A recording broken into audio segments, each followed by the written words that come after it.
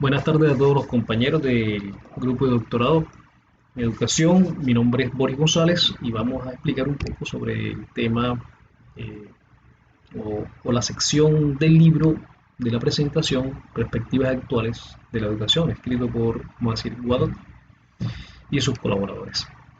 El área para el que vamos a hacer esta exposición es para el área de corrientes pedagógicas y filosóficas de la educación. Entonces, con el permiso de ustedes, vamos a darnos el lujo de empezar. Para pensar la educación del futuro, debemos tener en cuenta qué es una perspectiva. Entonces, desde el punto de vista del autor, Gadotti, hablar de perspectiva es hablar de una esperanza en el futuro. Tener una esperanza en el futuro, él lo plantea desde dos definiciones muy concretas. Lo primero es una interpretación cualquiera del futuro, que puede ser un proyecto, una esperanza, un ideal, una ilusión o una utopía. Por otro lado, también dice que es el arte de representar los objetos sobre un plano, tal y como se presentan ante la vista. Pintura que representa paisajes y edificios a la distancia. Panorama, ojo con ese término.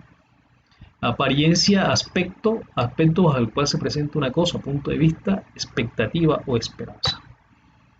Eh, Asimismo, los panoramas para la educación, o sea, presenta como un escenario para el futuro de la educación, y este escenario de alguna manera pues tiene cierto grado de pesimismo, en el cual hoy los educadores se quedan perplejos pues frente a los rápidos cambios que hay en la sociedad en términos de la tecnología, de la economía y la ciencia misma.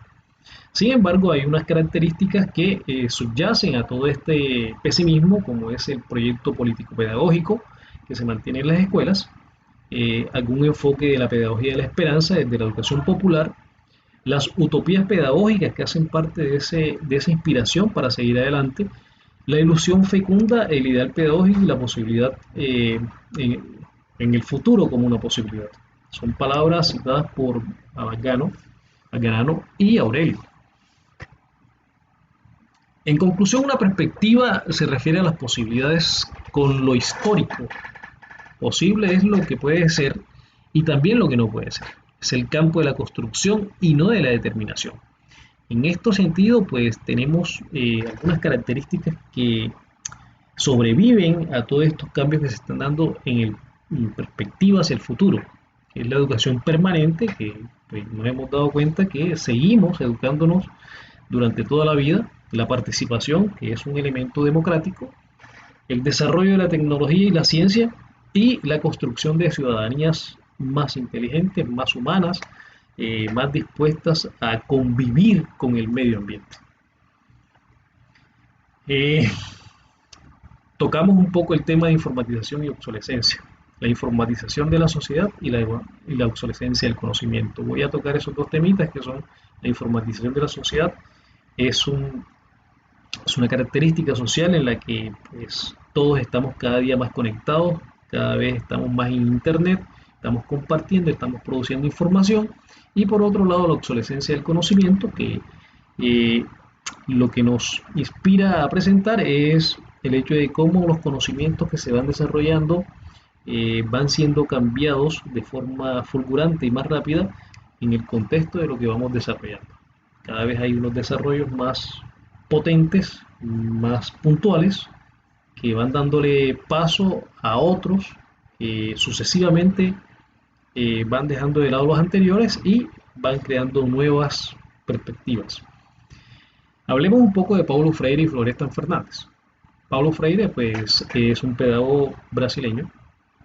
Eh, Nos presenta varias ideas, entre ellas cambiar es difícil, pero es posible y urgente. Esto nos lleva a pensar de que todos los que estamos en medio de la educación debemos estar atentos a los cambios y que obviamente nada es imposible, pero por el mismo hecho de que no sea imposible no quiere decir que podemos postergar esos cambios. Esos cambios deben ser ya, urgentes, debemos atacarlos de frente. También nos plantea que la escuela puede ser algo principalmente capaz de rescatar la solidaridad y conquistar la autonomía de las personas, seres humanos. Y por otro lado, la construcción de una escuela, que es lo que se busca, una escuela con otro rostro, más alegre, más fraternal, más democrático, que se aleje de esa construcción de escuela tradicional hasta donde pueda alejarse. Y por el lado de Florestan Fernández, es un sociólogo brasileño con una gran riqueza intelectual. Él habla de la revolución democrática en la educación. Bueno, esta revolución democrática en la educación hace mucho tiempo, años 70, venía siendo bloqueada por las élites conservadoras porque consideraban que debían haber unas clases educadas y unas clases no educadas que estuvieran más bien al servicio de los educados. Sin embargo, Floresta en esa época ya él venía presentando no un choque de clases, no una lucha de clases, sino lo que trataba de buscar él en todo su desarrollo era que se pudiera demostrar a esas élites cómo, cómo esas clases subyugadas, si eran educadas, si podían entrar al proceso educativo, podían ser más, podían ser más productivas hasta para las mismas élites dominantes. Eh, Hablemos un poco de algunos marcos de historia de la educación, que es importante que los tengamos en cuenta. Entonces, para entender el futuro es necesario revisar el pasado. Eso es una premisa muy importante que todos debemos tener en cuenta. En el escenario de la educación actual se pueden destacar algunos marcos, algunos vestigios que persisten y podrán persistir en la educación del futuro porque son muy importantes y porque no necesariamente tenemos que desecharlos para continuar y progresar. La educación tradicional eh, continuará con nosotros con el aporte en términos a la concepción de la educación como un proceso de desarrollo individual integral. La educación internacionalizada, una educación que pretende estandarizar ciertos aspectos de la educación donde todos tengamos el mismo marco de referencia sin tratar de que unos países tengan más, otros tengan menos. Sin embargo, esa discusión está por darse y todavía está sobre la mesa. Hay muchas cosas que plantear allí. Eh, por otro lado, las nuevas tecnologías han venido para quedarse. Eh, Tenemos una cultura digital, tenemos nuevos lenguajes, tenemos nuevas formas de interpretar la realidad basado en esta virtualidad que que nos proveen las nuevas tecnologías. Sin embargo, no es fácil asumirlo desde la educación. Se dificulta porque no es fácil tomar los cambios en nuestras manos y hacerlos productivos. Hoy por hoy no podemos decir que eh, el campo educativo le está sacando un provecho del 100% a las nuevas tecnologías. No, yo creo que es muy al contrario.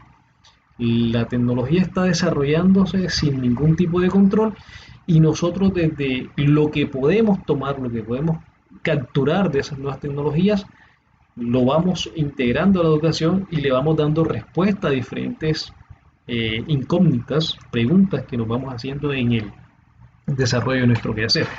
Los paradigmas económicos, estos paradigmas sustentan un principio unificador del saber, del conocimiento, de la relación, mejor dicho, es una búsqueda del todo. No voy a ahondar sobre esto porque es un tema muy profundo, creo que merece una discusión aparte, por tanto voy a continuar. Y la educación popular, que ya habíamos hablado sobre este tema, tampoco es que sea un tema de menor envergadura. Básicamente la idea es la concientización de la educación, de los formados, en términos a lo social, en términos a la integración, a las alternativas de educación que puede ofrecer esta educación popular. Y por otro lado, la educación entra en una doble encrucijada cuando el desempeño del sistema escolar no responde a la generalización de la educación básica de calidad. Sin embargo, hay unas nuevas matrices teóricas que aún no abren una ventana por la cual podamos decir este es el camino a seguir en términos educativos hacia el futuro. Entonces, estamos en este proceso de transición donde vamos a encontrar eh, algunas respuestas en los paradigmas anteriores y otras respuestas vamos a encontrarlas en los paradigmas nuevos que se están abriendo. Entonces, Tenemos que seguir muy atentos, muy dispuestos, muy abiertos a continuar en este proceso educativo que es bastante interesante. Algunas categorías para pensar la educación del futuro son la ciudadanía, la planetariedad, sustentabilidad, la virtualidad, la globalización, la transdisciplinariedad y la dialogicidad y dialecticidad. Son algunas categorías que debemos tener en cuenta, no las voy a tocar. La ciudadanía, pues una educación hacia ser mejores ciudadanos, ciudadanos comprometidos con el medio ambiente, etcétera. La planetariedad, el conjunto del planeta nos necesita y debemos dar una respuesta positiva a través de procesos sustentables que no deterioren el planeta. Utilizar la virtualidad a favor de todos estos elementos anteriores y construir lazos globales que nos unan en pro de una humanidad más adecuada. Bueno, entonces creo que esto es todo. Muchas gracias a los compañeros que me escucharon. Y si hay algún tipo de pregunta, pues me la escriben, me la mandan al correo y con mucho gusto la compartimos en otra sesión. Mi nombre es Boris González y yo a ustedes les agradezco por haberme escuchado en este momento. Bye bye.